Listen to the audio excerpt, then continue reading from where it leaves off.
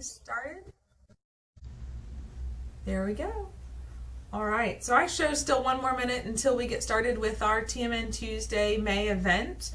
So we're going to do one final audio check as we have more folks joining us on our WebEx and hopefully some folks joining us on our Facebook Live. If you're on Facebook Live, we won't be monitoring the questions or comments that come in on that channel during the presentation, but we will certainly circle back around to those after the event is over.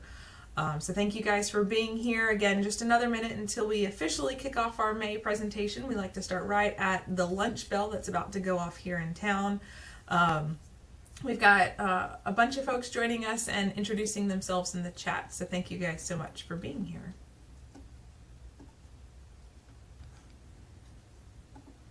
All right, well, I guess we can start just a few seconds early. Michelle, what do you think about that? I'm too excited to not start. It's noon where I am. Okay. Maybe they're late on the lunch bell today. I don't know. I'll get interrupted here in just a second when it goes off. So with that, we will officially kick off our TMN Tuesday May event, Crossing the Finish Line, Recovering America's Wildlife Act. As always, before we start with the content of today's presentation, we like to run through a quick tech check to make sure that, see, there it is. There it is. To make sure that everybody online is able to see the screen, hear our voice. But if this is your first WebEx event with us, fear not. As an attendee, you are not able to unmute or share your video like on other webinars. This is done intentionally because we have hundreds of participants today, and we want to make sure that we're giving our speaker the utmost attention and the ability to communicate their message with us today. So again, fear not, if you're a new attendee here, you are not able to unmute or share your video, and that is on purpose.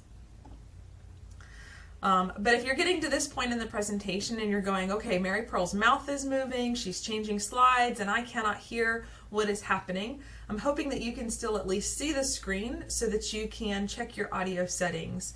You're going to use that menu up at the top of your screen to find that audio settings button.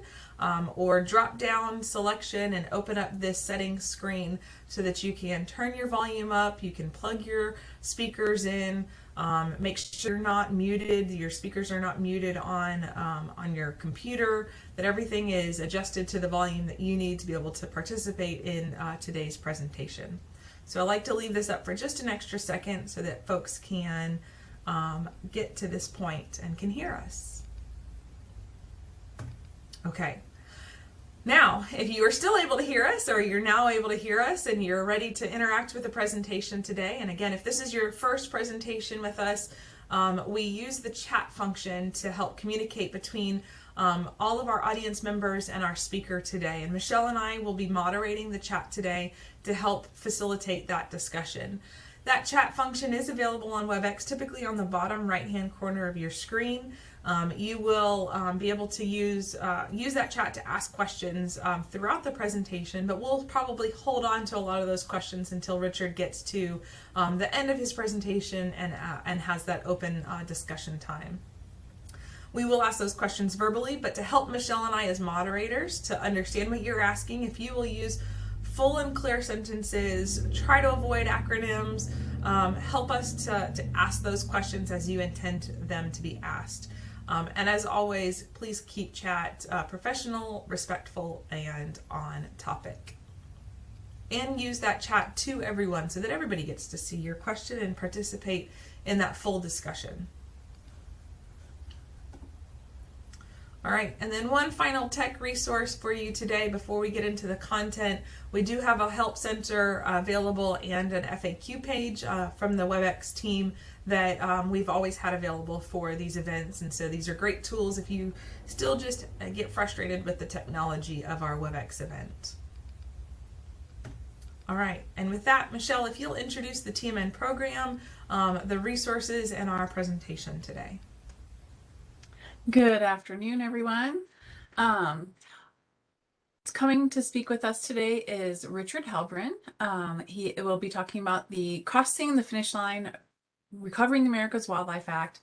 And as many of you have probably been hearing, the Recovering America's Wildlife Act is some transformational legislation or funding that could be useful to what you as master naturalists care about, and how you can assist in communicating that message and what it means to wildlife and our resources. Next slide. Today's presentation is part of our TMN Tuesdays event. As a master naturalist, you are able to obtain advanced training through these TMN Tuesday methods. We hold them each month on the second Tuesday of the month.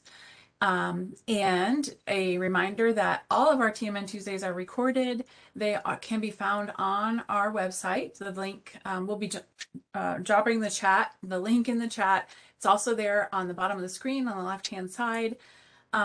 Master naturalists are able to obtain up to an hour of advanced training, either attending the series, each individual series live, or from watching the recording. So the TMN Tuesdays is the exception.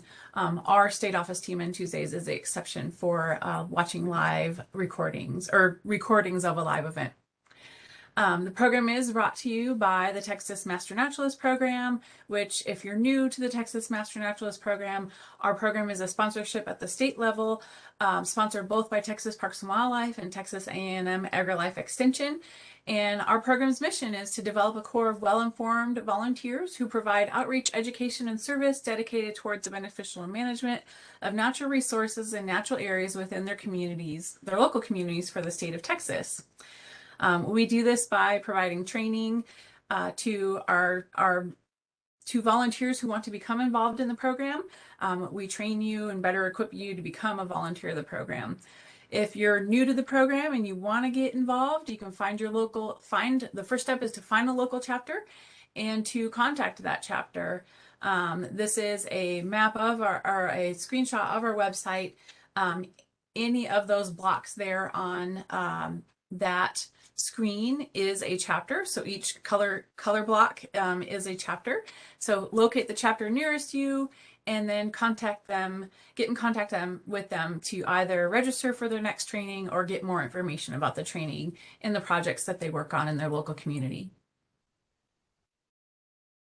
Okay. We've already gone over a little bit of the webinar etiquette. Just remember, attendees are not able to mute or unmute, but please use the chat box for your questions. We'll moderate the questions at the end of the session for our speaker as long as there is time. We do anticipate this session lasting up to an hour. And because of a time crunch, it will only be an hour today due to some other meetings today. And then lastly, again, if there's any questions or problems you're still having with WebEx, we have that resource guide on our TMN Tuesdays event. And then that resource guide also has the 1-800 number that you can contact. After the event processes today, we are recording. After it processes today and we get it posted, it'll be on our TMN Tuesdays page of our Master Naturalist website. And you can find it there tomorrow. And then without further ado, Richard Heilbrun is our speaker today. And Richard is the Conservation Outreach Program Leader for the Texas Parks and Wildlife Department. And his program connects Texans with the outdoors, improves wildlife habitat throughout the state, and manages the state's most sensitive wildlife populations. He has worked with bighorn sheep, whooping cranes, ducks, songbirds, raptors, quail, deer, dove, and bobcats.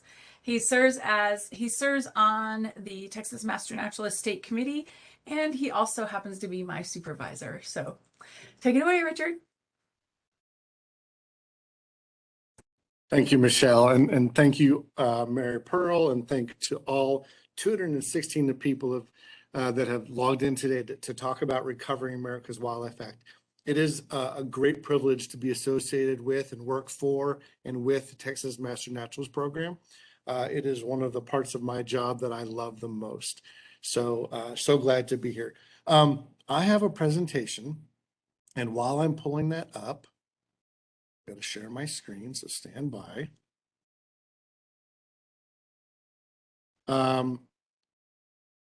The big question that everyone is probably asking is how in the world are we talking about legislation? Well, we will answer that first and foremost, but I do want to point out that a fellow conservationist and I teach the laws and ethics class every year at the annual meeting. And people tell us, oh my gosh, laws and ethics, that sounds so boring. And then they come and they really love the presentation. They love talking about and exploring the issue. So I am not going to bore you with a textual reading of legislation before Congress. What I'd like to do is get you excited about what this could mean in terms of being a transformational funding for all of the conservation community, whether you work with rare plants or with children or with adults or with propagating some kind of rare species or managing habitat. The entire conservation community is watching this bill. And we have been watching it for about 6 years now, and we've been building and working towards it, and it is now reaching its zenith. And there is a place for Texas Master Naturalists. But I know many of you are thinking, but I thought we can't advocate for policy. Richard, what are you doing? Well, first I need to let you know that Michelle and Mary Pearl and I have all kinds of conversations about policy and procedures, and being on the state committee, we write those rules. It is my job within Parks and Wildlife to administer the grant that supports the entire Texas Master Naturalist program. So what I'm telling you comes from the highest level of analysis about what Master Naturalists can and cannot do as Master Naturalists. So this is a well-researched position statement. So the answer is that Master Naturalists cannot advocate for policy as Master Naturalists. So let me read to you the actual policy, and I've got it here. It is, the Texas Master Naturalist title may not be identified with any political viewpoint and may not be used by groups or individuals who participate in political advocacy. So that means that you can and should advocate as a private citizen. And everything that I'm telling you now is telling you how this works, telling you what the legislation does, and how you can get involved as a private citizen. So there's nothing that says you can't make a huge difference if you're not wearing the name tag or you're logging your hours into VMS.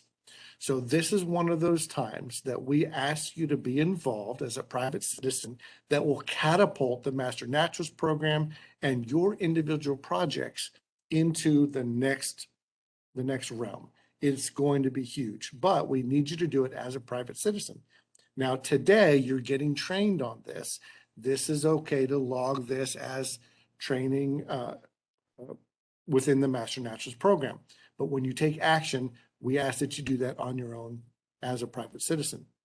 Now, the truth of the matter is that you and your network is the most knowledgeable folks in your community.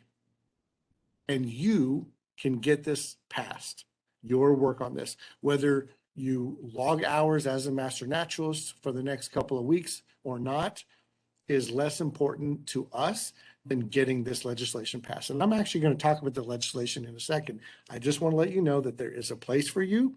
And if you do it as Becky Rader, private citizen, or Richard Heilbrun, I'm sending this as Richard Heilbrun, right? And the bottom line is what's powerful is not the title. What's powerful is your knowledge and your network and the relationships you've built, right? So when I'm just going to pick Becky Rader because she's on my mind. So when Becky calls someone, she doesn't have to say, hi, this is Becky Rader. I'm a Texas Master Naturalist. Folks, sorry, I'm making sure people can still hear me. When Becky Rader calls up people, she doesn't have to give the title. They know who she is. They know her knowledge. They know your knowledge. They know your reputation. They know your relationships, your skill sets, and they trust you. So just because you can't add that comma Master Naturalist at the end of the email, it doesn't make it any less important and any less relevant to the people you're talking. So some of you may be saying, well, wait a minute, Richard, if we can't do this as a Master Naturalist, how can you do this as a state employee? Well, there were a few state employees that were granted a special waiver from the Office of State and Federal Relations that through the Office of the Governor that allows us to advocate for federal legislation. There's a blanket prohibition. I cannot ever express an opinion about state legislation, but in this case, Michelle, Mary Pearl, and I, and a few other people have been granted permission to share this message of advocacy for this specific legislation. So we're not breaking any rules. Okay, now the question is, what are we talking about, right? Well, we know a few things are, we have some challenges before us, right?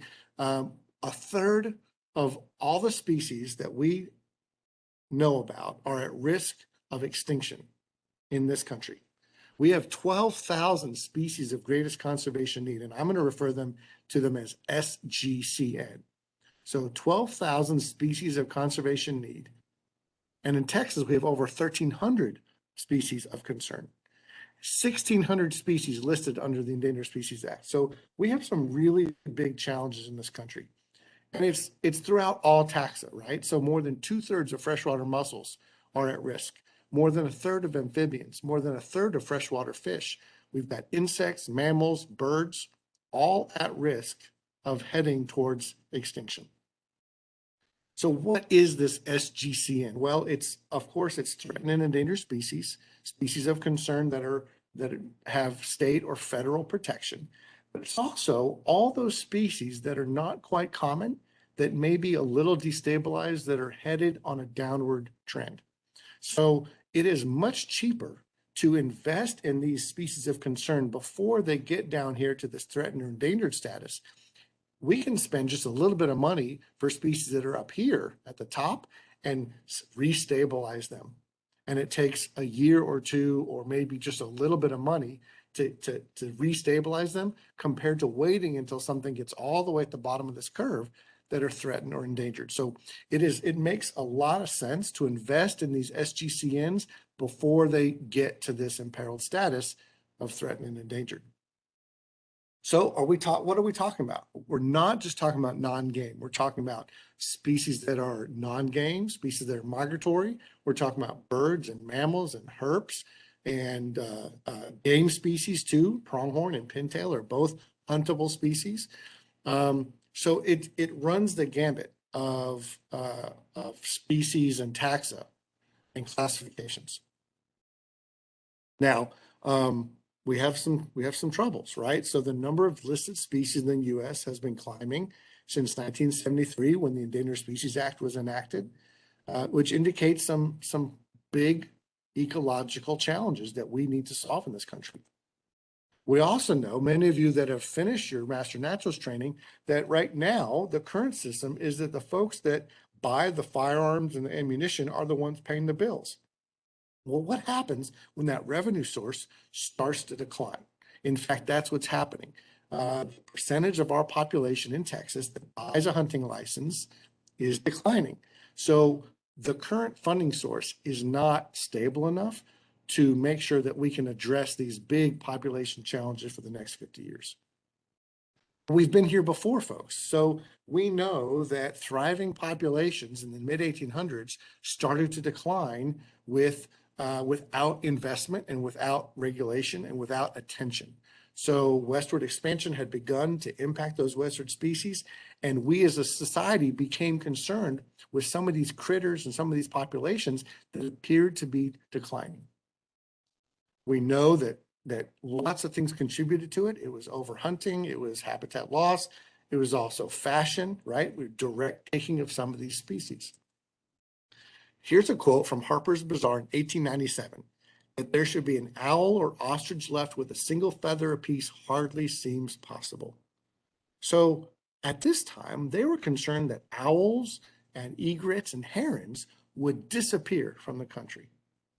Well, right now, a lot of herons, a lot of egrets, and almost all the owl species are very stable, very common. They're not even on our species of concern list. So we've done this before. We've seen this before, we've fixed it.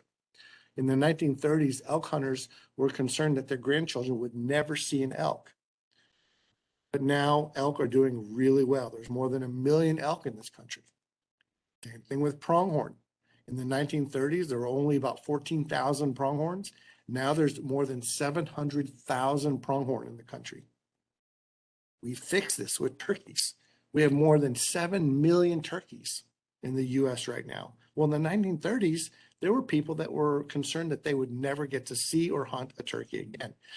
And of course, we've done the same thing with white-tailed deer. So the point here is the conservation community, the scientists, the volunteers, the data gatherers, we've been here before, and we know that with investment and with time and with people to study and fix the problem, we can reverse these wildlife declines and we can fix the trends. But what we need is time, people, and money. Now, time we have if we act now. The money comes from this act, and the people, the biologists, the volunteer support, that comes from money as well. So it really comes down to needing transformational funding to change and add on to how we fund America's wildlife. So the proposal in front of Congress that is racing through Congress right now is Recovering America's Wildlife Act. It would allocate $1.3 billion from existing revenues, no new taxes, that's exciting, into the Wildlife Conservation Restoration Program, and it allocates $97 million for tribal land conservation of wildlife. It's dedicated to implement the Wildlife Action Plan, recover those species of concern. And our math says that Texas would receive more than $50 million each year. Now I'm going to slow down here and add, now I want to point out, and I'm going to show you in a second, that about 15% of that money can go to education, outreach, and wildlife associated recreation, getting people outside. So that's about $7.5 million. What would you, as a master naturalist, do with $7 million each year in terms of reaching people, spreading the conservation message, and getting people outside? Folks, this is huge. This is absolutely huge. That $7.5 million is a game changer, much less the other $43 million that can be spent on direct conservation stewardship. How is it being received? It's very popular. So it's bipartisan in the House and the Senate. We have 175 co-sponsors in the House, 34 co-sponsors in the Senate. It's being viewed as preventative maintenance. It's very popular, and it has already been advanced out of committee in both the House and the Senate. So we're coming to today to let you know that the next stop is the floor of the House and the floor of the Senate, and we need your help to get it there. Who is this going to benefit? This is not just going to benefit a few parks and wildlife biologists. This is going to benefit the entire conservation community. So NGOs and land trusts and research institutions, private landowners, public management like wildlife management areas, hunters and anglers and birders and paddlers and hikers and campers, game and non-game interests, because we're focusing on habitat based. If we preserve habitat, it benefits all the species. It's going to benefit cities and the ecotourism industry and the energy industry by giving them certainty so they don't have as many endangered species to worry about in their business cost analysis. And then anyone that likes to breathe clean air or drink clean water is going to benefit from a healthy ecosystem. So the question is, how will the money be spent? Well, 85% of it is going to be spent directly on habitat and species recovery. So best management practices, habitat management, restoration and protection, voluntary land acquisition, research, all that kind of stuff. 15% of it can be spent on outreach, education, and getting people outside. Okay, but Richard, what does that really mean? Give me some examples. Well, it might mean habitat restoration on public and private land. It might mean voluntary land acquisition. So folks that want to preserve their land or sell conservation easements, we can lock up some of those really rare habitats so they're never destroyed and keep them managed in perpetuity. Maybe it's management incentives. Maybe it's disease mitigation. Maybe we can finally solve rhinovirus or white nose syndrome or some of these diseases that are really snake fungal disease that are ravaging these species of concern. But also It will help reaching people and connecting them with nature and with wildlife, because it does no good to manage a species if in 50 years the populace is disconnected and doesn't value that habitat in those species. So we're talking about education and education and outreach grants. We're talking about more support for the Master Naturalist program to get you chapter projects and grants and more people like Michelle and Mary Pearl to support your chapter. We're talking about camps and school programs. We're talking about getting kids outside. We're talking about getting more amenities, so like birding trails and paddling trails and bird watching blinds and other wildlife watching amenities. So the strategy that we're asking you to consider is, as a private citizen, we need you to generate asks to your members of Congress. Let me tell you a story. We were talking to a congressman a couple years ago, and he said, folks, I'm going to support this, but I need to show that my district supports that. Can you help generate some phone calls to my office to show on paper that my district supports this? So we said, yes, sir. What are we talking about? He said, I need 3 phone calls. Wait, you need 3 phone calls to be able to demonstrate that your entire district supports this? He said, yeah, that's all I need. So sometimes all we need is 3 phone calls to convince that legislator, that congressman or that senator or congresswoman to vote yes on Recovering America's Wildlife Act. So this is not a big, huge boulder. This is something that you and I can do together. So the strategy for accomplishing this in this final push, we're calling this crossing the finish line, because we're in the final couple of weeks of getting this to the floor and getting that yes vote. We think if we can get it to the floor, when it comes to the floor, we think we have the votes.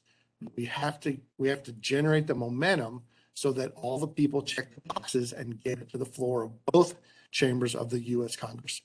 So in the next couple of weeks, we need emails, we need phone calls directly to Congress. We need you to call your local organizations so that they can help generate phone calls and emails to Congress.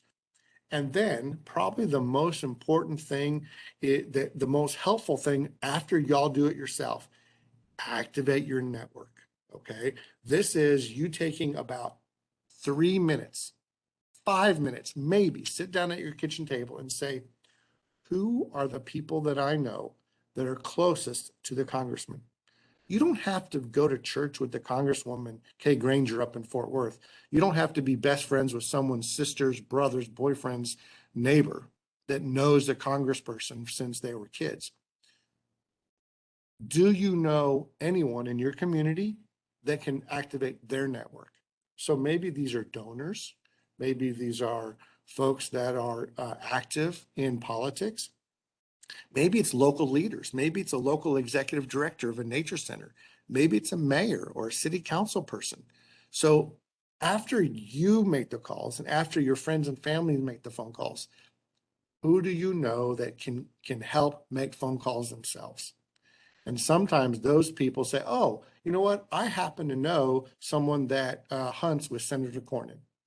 Or, you know what? I know the mayor. And I've been meaning to call the mayor about something else. So I'm going to go ahead and call the mayor, and maybe they can leave a message with Congresswoman Kay Granger or Chip Roy or Tony Gonzalez or Henry Cuellar or whoever your representative is. So the point here is we can activate our networks to magnify our efforts. Then that's the ask, folks. That would literally take less than 2 hours. Okay, to activate your network. It takes about 1.5 minutes to leave a message on your congressperson's voicemail. And if they answer the phone, a lot of people say, well, what do I say? I'm not a legislator. It's okay. All you have to say is this: I care about wildlife. Please vote for the Recovering America's Wildlife Act. If you really want to get involved, there are some things you can do. You can ask reporters to run stories. You can share stuff on social media. Keep beating the drum, but always with the intent to reach Congress. So keep in mind that you don't want to get too far away from that core ask, because you can spin your wheels and do a lot of stuff, but we really need to get those phone calls and emails to Congress. So this is it right here. Take a photo of the screen if you want. I'll send this out. Mary Pearl and Michelle can distribute it. This is all you have to say is, I care about nature and wildlife.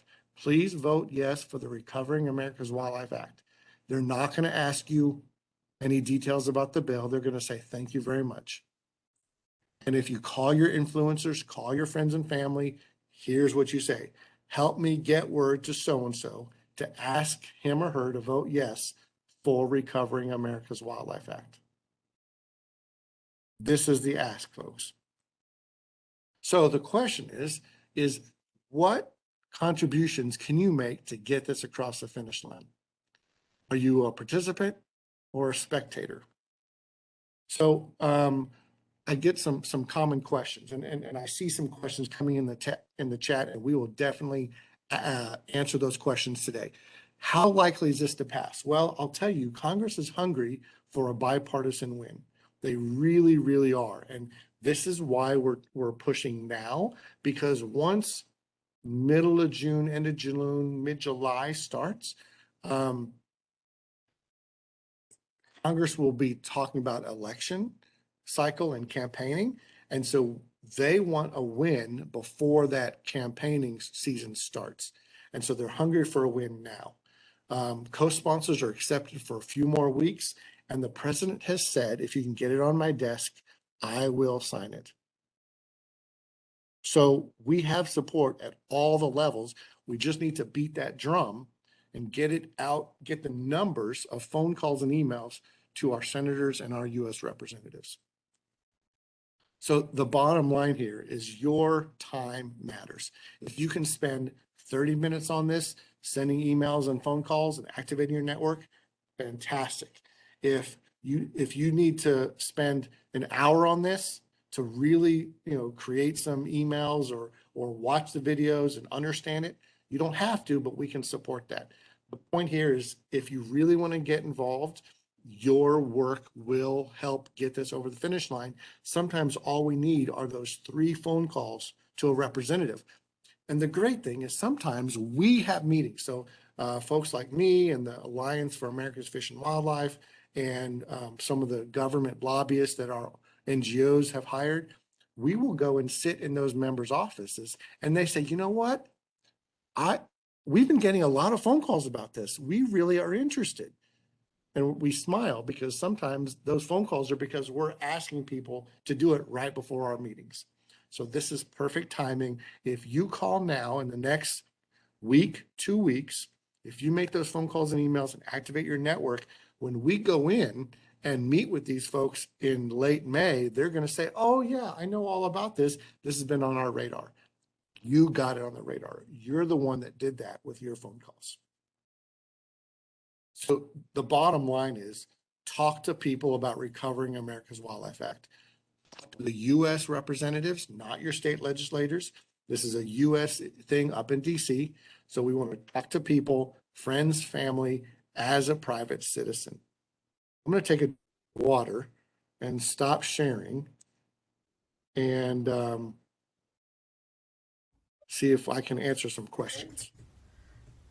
So I'm dropping the 2 links in, for one for the House bill and one for the Senate bill. There are folks who had asked for the specific bill numbers as well. And then I also dropped in, there's a couple of questions about who represents me. And there's a very a fantastic website that I also put in the chat that you can just put your home address and zip code, and it'll give you all the way from your local level to your national level. Fantastic. Thank you. I see that you put in the state government link. That will tell you who represents you at state and national level. Make sure you're hitting the national leaders, right? Because they're the ones that can vote on this. Now, just a primer. So everyone in here is represented by both senators, Senator Cornyn and Senator Cruz. And then each of us has a U.S. representative in our House of Representatives that will vary by where you live. So Richard, how do you want to handle the questions in the chat? Do you want to go through them yourself, or you want us to moderate them? Would you mind moderating them? And we can start with a question about, there was a question about, can we send this out on our chapter newsletter? That was one of them. Yeah. Yeah. And what I would suggest is that is getting a little close to advocacy. So send it out from your personal emails, announce it at meetings. But I don't think that we should use those chapter resources to activate people. There's another great question here, and I'm skipping through some of the questions in a couple of different orders here. But Tiffany asks, what are the current arguments in opposition to the bill, and does it have bipartisan support? Yeah, Tiffany, that's a great question. So there was some opposition about a year ago. Some groups, some national groups thought that it didn't give enough money to threaten and endangered species. So the sponsors of the bills reworked some of the language and fixed that. So there is no opposition from conservation groups or other groups at all. The only question mark is, where's the money going to come from? In the Senate version, they identify a source of funding, and that's the fines and fees that organizations and companies pay when they violate environmental laws. So that fund is set to be the source of the funds in the Senate bill. In the House bill, they're still working out a compromise, and that will be announced in an amendment as soon as it gets to the floor. And so that's the only question mark. But otherwise, there's no target. We're not taking money away from anybody else. We're not defunding some other program.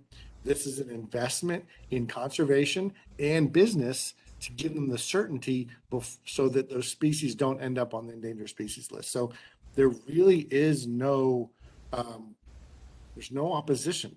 At this point, it's just about getting the momentum to get it over that finish line.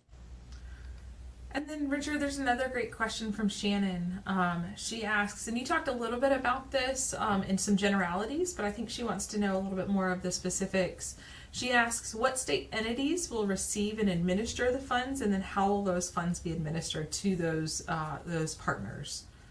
Thank you, Shannon. The law stipulates that each state, the amount that each state gets has to go through the state's wildlife agency. And in Texas, that's Texas Parks and Wildlife. Now, we are not going to be able to spend $50 million internally.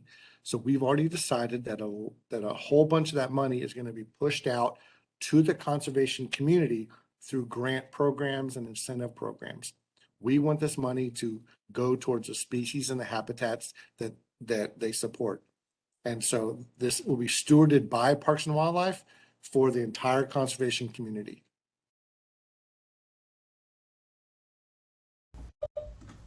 Michelle, do you have some other questions lined up? If not, I've got some more that I saw.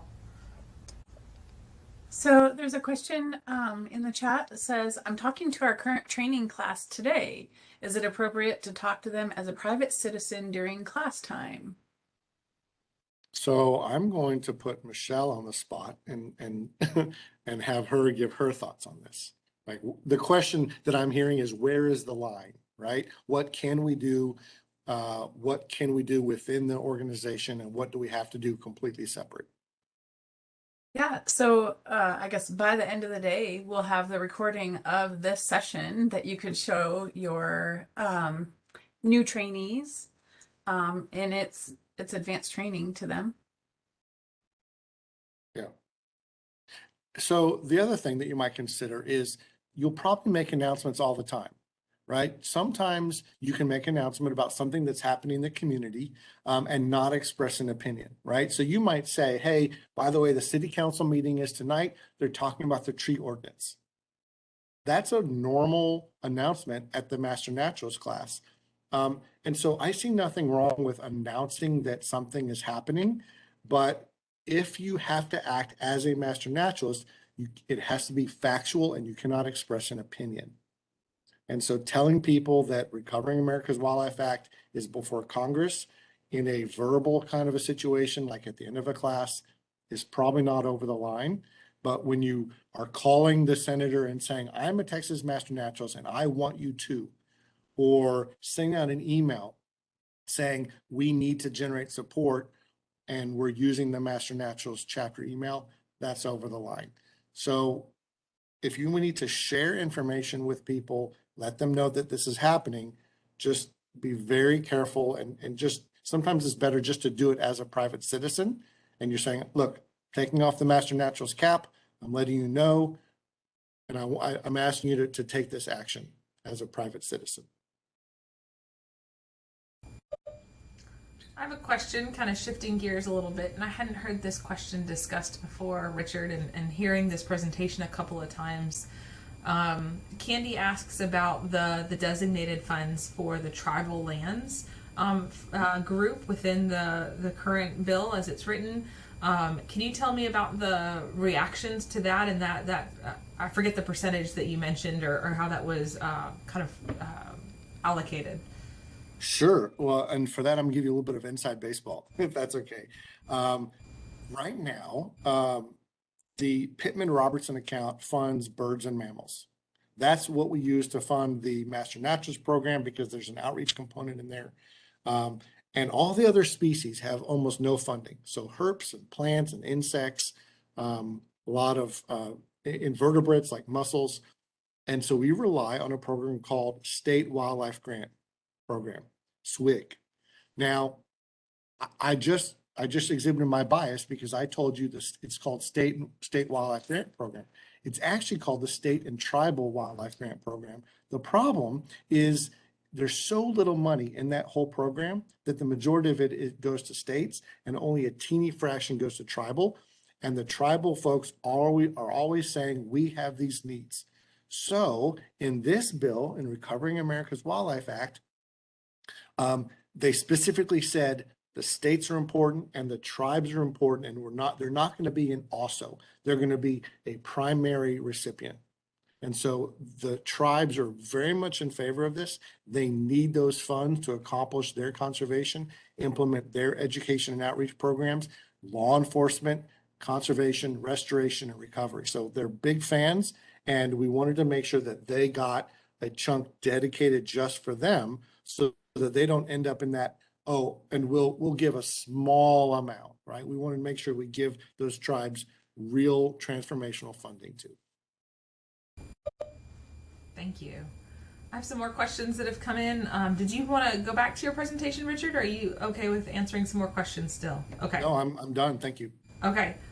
So the next question that I see here is, what is the funding timeline for when RAWA is passed? What does that look like?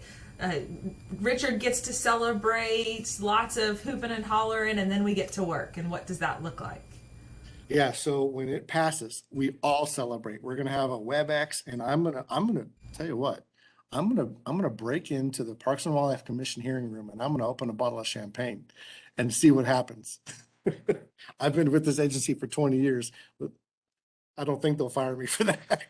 But we will all celebrate together, okay?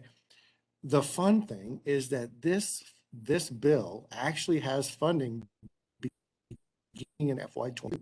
So within about 90 days, we can start getting that money into Texas for conservation. So it's going to happen really fast.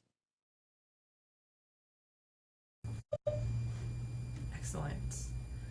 I've got some more questions, Michelle, unless you want to jump in with some of the questions that you're seeing. You're answering a lot of them in chat directly. Okay. So can I touch on a question I'm seeing? Yeah. One question says, can we add that we are a Texas Master Naturalist when we call or email? No. When you call or email, you're a private citizen. And frankly, in that context, it really doesn't matter. They want to know, are you a constituent? That's what you say. I'm a constituent in Representative's district, and I want him or her to vote for Recovering America's Wildlife Act. It's just that simple. Excellent. Can you answer the question from Johnny? He asks, will Texas communities of color and inclusivity outreach programs benefit from this bill?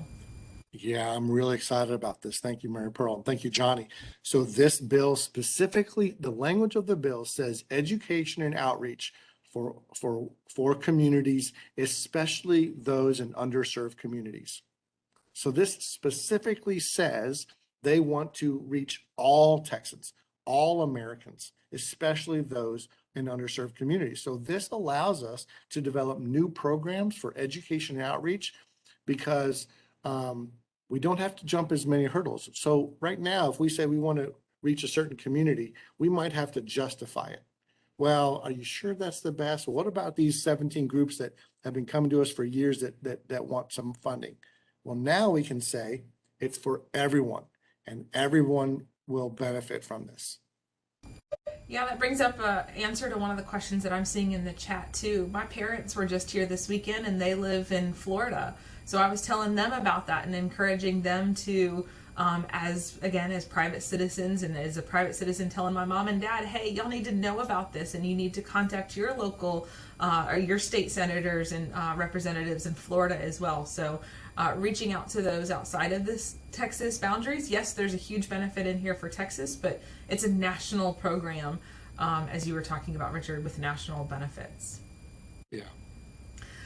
Can you talk about the Texas Alliance and the work that they've done to bring all of this together? Yes. So the Texas Alliance is an organization that was built to support this legislation. If you go to, I'm going to show the link here. txwildlifealliance.org. That's it. Put it in the chat. And on their website, they have a toolkit, they have a press kit, they have a social media kit.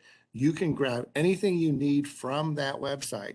So you don't have to create emails, requests. You can just cut and paste from what they have on their website.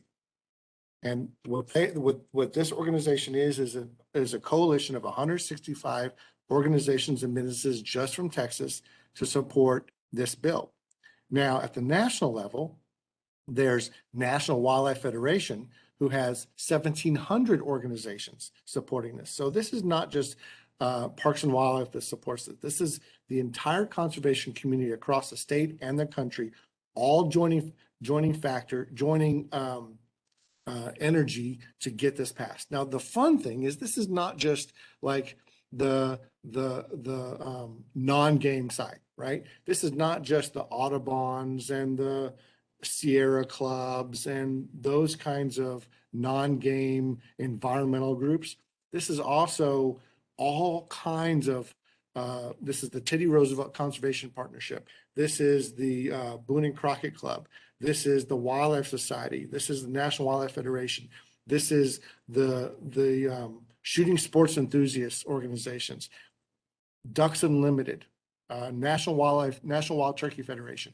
These are all the organizations across the spectrum of conservation interests have all come together to support this legislation.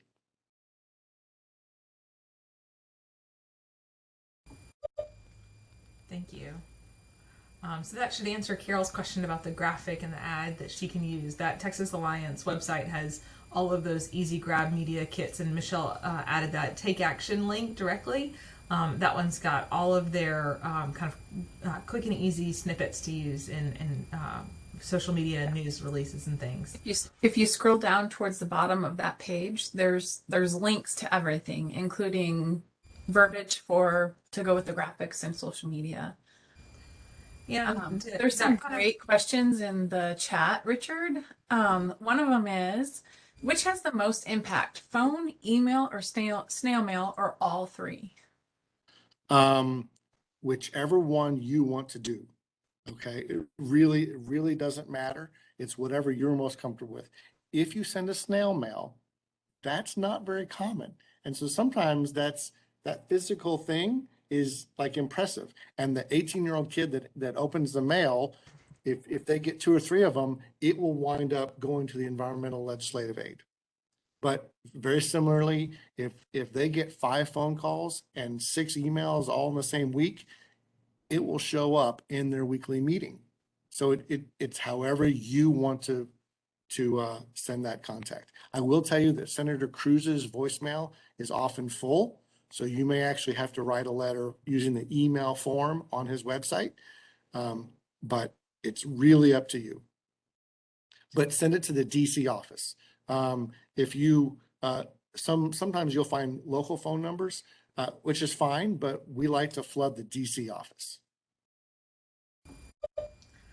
Michelle, I actually have a question for you that has come in the chat. Scott has asked about a nuance with the Texas Master Naturalist title.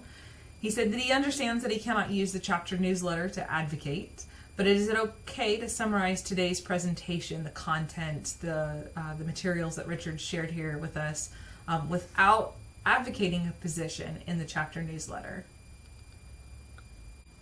I don't see a problem with that. And then Scott, I'd actually like link to the presentation from today in that. Okay. There's some more questions here, Richard, if you've got the time still for us. Yeah, I'm good. I got another 7 minutes. Okay. Patrick asks, I have a project in mind. Could it be funded by RAWA, and how do I apply? He's ready.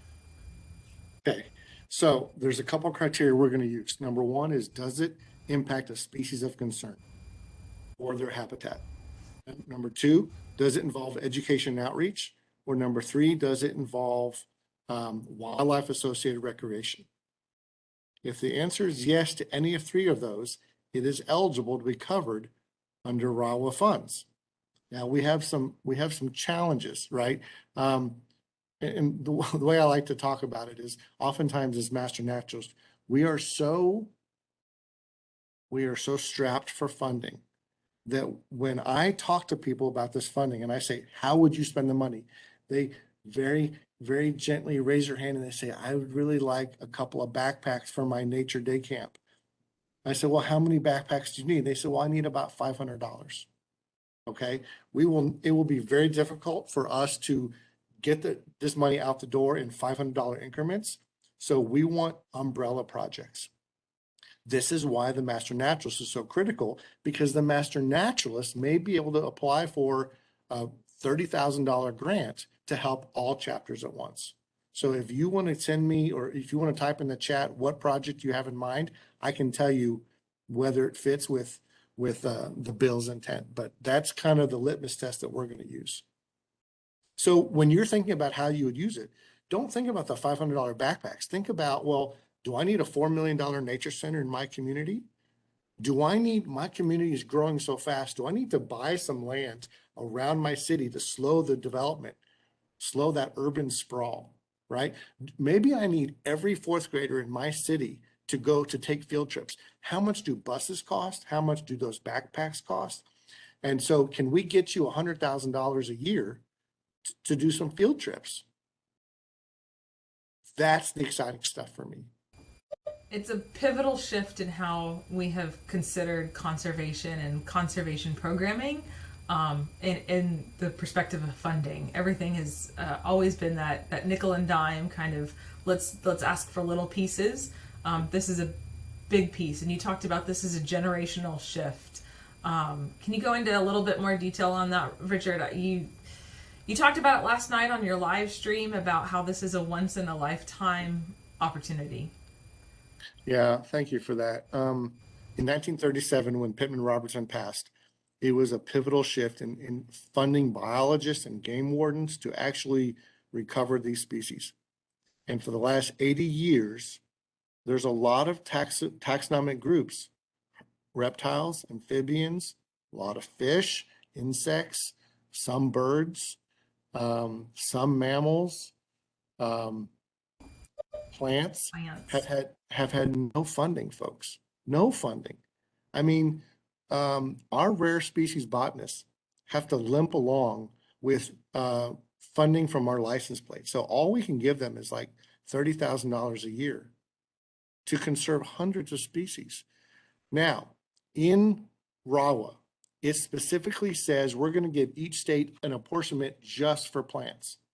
So Anna Strong and Jason Singhurst and our plant community, Britt, Ladybird Johnson Wildflower Center, are going to go from a budget of pennies to literally, and a dedicated funding for plants of $2.5 million each year. This is transformational. This is not just we can do a little bit more. This can change the face of conservation for all those taxonomic groups and education and outreach that have been limping along for 80 years.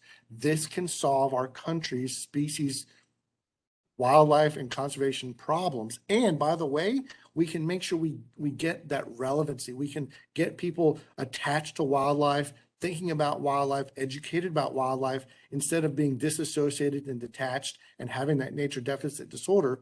We can make headway in a cultural shift in our country now that we could potentially have this transformational wildlife bill. This was in the live stream that you hosted last night with Craig Hensley, our Texas Nature Trackers biologist, and he started to get teary-eyed, and it absolutely came through on the live stream about how this is a change for his children and his grandchildren. This is something for them that he's doing as part of his career now. So anyways, that was pretty impactful for me. If we can do this together, we will all be able to say, I helped with that. Mm-hmm. I made a difference. I made a phone call. I activated my network, and I helped get that passed. And the reason you, Mr. Biologist, or you, Madam Botanist, or you, Dr. So-and-so, were able to get that PhD or recover that species or reach 500,000 people is because you and I got involved in this opportunity that comes around once in a generation.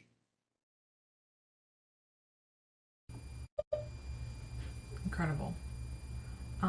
We have some more kind of nuanced questions. If you've got just a few more minutes, Richard. Let's take two more questions, okay. And then we'll call it a day. Cassie has a question. She says, I already know someone will ask me, how will hunters and fishers be impacted? Yeah, so hunters and anglers are very excited about this because it's an ecosystem approach. When one species benefits, all the species benefit. So for the last 80 years, we've been doing a lot of our wildlife management by saying if we manage for game species, everything else will follow. And now we can say, now we have money for game species and we have money for non-game. And so truly we'll lift up the entire ecosystem. And the other thing is when they're hunting and when they're fishing, they like to see a healthy ecosystem. They go bird watching, right? They take photos for iNaturalist. They observe nature. They like to know that everything is healthy. They're not just out there to shoot a duck. They're out there to experience nature. This will help them do that.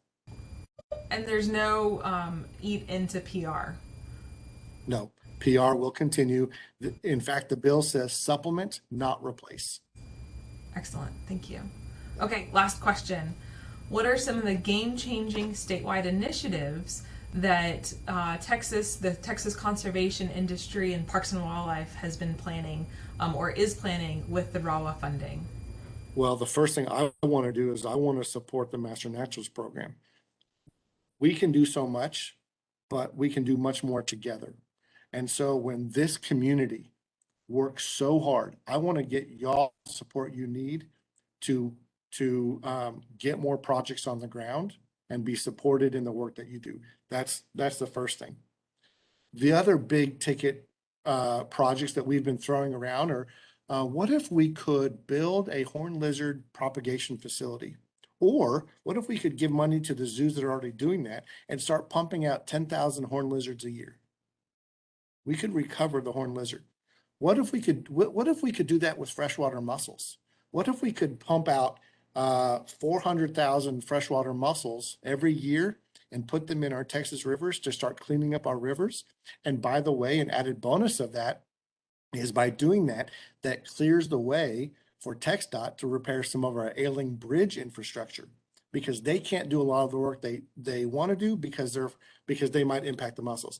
If we can secure the mussel population, then we can fix our infrastructure. That's good for the economy, that's good for jobs, that's good for our communities, and it's good for wildlife. I'm thinking big stuff like repairing the oyster reef off the coast of Texas, all the way up and down. I'm thinking reintroducing species of concern that we haven't seen. I'm thinking preserves, nature preserves that provide hiking and birding opportunities for urban Texans.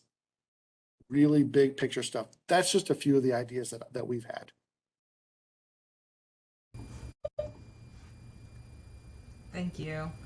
Well, we've got one more minute, Richard, and I know you are on a tight timeline. There's a lot of messages of hope and excitement, and some folks who have already said that they've already activated their Facebook network. They took 15 seconds. They've shared the message on their social media, and they're so appreciative of the content that you shared with us today. Fantastic. And call or write your legislators, your senators and representatives. Facebook is good, but make those phone calls. Okay. Thank you so much, Richard. We really appreciate your time today. And for all of our TMN Tuesday attendees today, thank you so very much. Thank you so much. Thanks for having me, y'all.